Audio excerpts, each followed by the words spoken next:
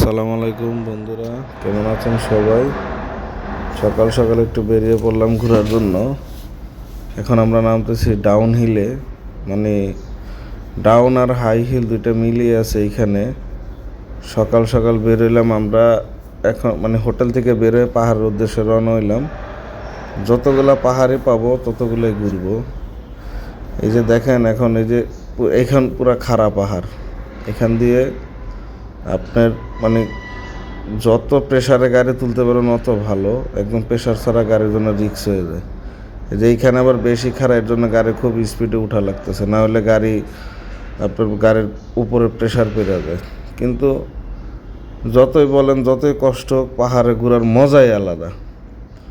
পাহাড়ে মানে আপনি না আসলে আসলে বুঝবেন না পাহাড় কীরকম সুন্দর।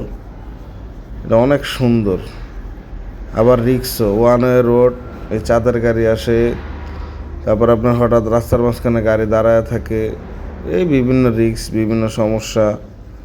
তো এর এর এর মাঝেই পাহাড় ভ্রমণ খুব মজা, আরামদায়ক। আপনারা চাইলে আসতে পারেন।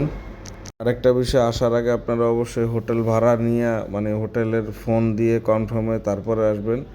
আমরা আসছিলাম সিজনে, হোটেল ফোন দিয়ে আসার পরেও হোটেল পাওয়ার জন্য খুব কষ্ট হয়ে গেছে, খাবার দাবার খুব ঝামেলা হয়ে গেছে।